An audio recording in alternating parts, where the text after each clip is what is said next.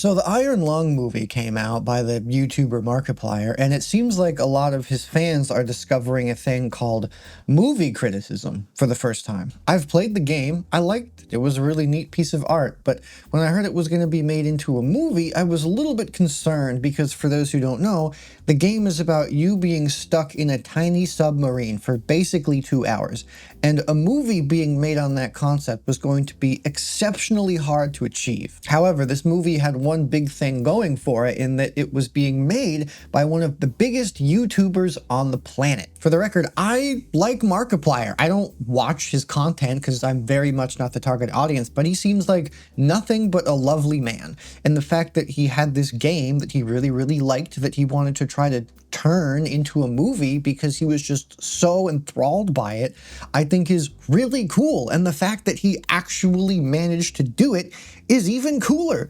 I couldn't make a fucking movie. That's just crazy as fuck. And the fact that he did it deserves nothing but snaps.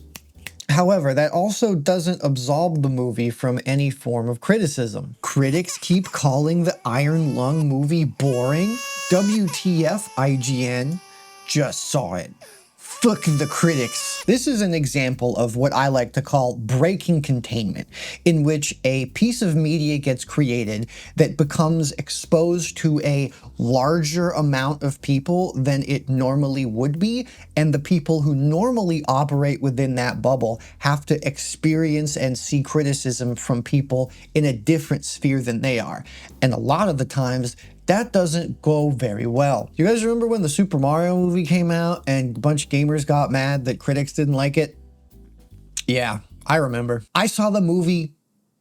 It wasn't very good. I like the game, and to be clear, I like Markiplier. I don't really watch his content because I'm not his target audience, but he seems like nothing but a splendid person, and I genuinely think it's amazing that he took this thing that he really resonated with and wanted to turn it into a full-ass movie because he loved it so much. That is genuinely beautiful. But unlike probably every single other person giving this movie blind praise, I've seen so many movies because I love them. And that's why I think it's important to be able to give criticism to somebody like Mark, who's making a movie from something he loves so he can get better at it. Criticism is an important part of improving someone's craft. However, people in these threads do not see it that way. They see it as a personal attack on their preferences and Mark himself. Take this person, for example. I've seen Iron Lung and it was amazing. Absolutely phenomenal. It's in my top 3 movies of all times now. That's probably because they've only seen 2 other movies in their entire life. I just can't agree with anybody who calls this movie boring, because it was the polar opposite of boring in my eyes. But I guess in the end, what they thought about it shouldn't matter to me, and I have no reason to bother myself with it. They say after they wrote several paragraphs on Reddit about why the movie is good and the critics are wrong and dumb. I think that maybe the critics just treat going to the cinema too much like a job, and they don't watch the movie for fun, but rather as a chore they need to get through. I mean, I sat down in my seat to have a bloody good time, and they sat down probably just to write an essay on it. Furthermore, critics might have not even liked this kind of movie in the first place, only coming to see it because it's a big thing people talked about, and not because they saw the trailer and thought, this looks fun.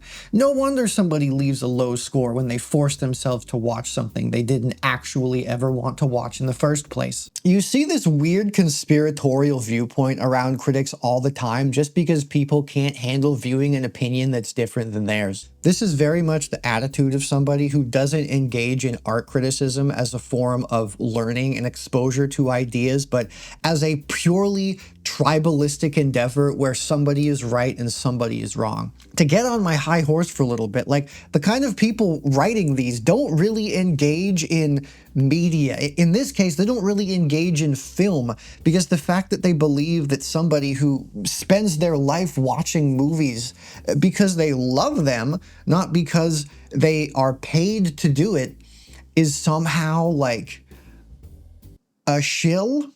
It's just the most insane cope. The extremely limited scope of their media diet is kind of further proven by the fact that the critics that these threads are talking about is the IGN review that gave it a 4. There isn't anything else about any of the other reviews that are giving it middling to bad scores. It's about the IGN review, because presumably these people have never read anything that isn't somehow adjacent to a video game in most of their lives. My favorite kind of comment are long-winded comments like this, where it's people who try to provide a high level of expertise, saying that they have been a writer for 10 years, they worked in film and cinematography for 4 years, just to kind of make themselves seem more credible, and then they spew the exact same anti-critic conspiracy shit that everybody else is doing. When it comes to critics, they are not experts in my personal opinion. They are people who are paid to nitpick every tiny little detail and then are paid off to promote more popular film content. It's like I say with writing. Want good feedback and to learn? Seek a teacher, not a writer.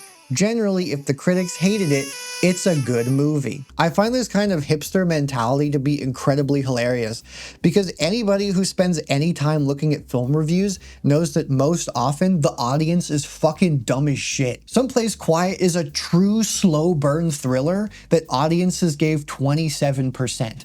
The people who are complaining that Mark's movie isn't being liked because it's too much of a slow burn, that isn't the problem. The problem is that the movie's pacing is completely whack for a guy stuck in one room for 2 hours. The Last Jedi is obviously another example of this, where audiences are just kind of babies. Like, the person in this comment also dogs on The Witch and The Green Knight, two amazing slow burn movies, and to try to assume that Markiplier's video game adaptation is better than these is genuinely shocking to me. It's okay to be able to acknowledge the flaws of a movie and still like it. I love the Twilight movies, and they're dog shit. There isn't a single one I would give a score over 5. They're so much fun, they're so dumb, everybody's so hot. God, I love the Twilight movies. If people like this actually gave a shit about Mark and his aspirations, they would be able to see that this is a aspirational yet deeply flawed movie from somebody who very clearly has passion, yet has a long way to go. They say something like, what? You're not truly good at something until you've done it 50 times or something like that.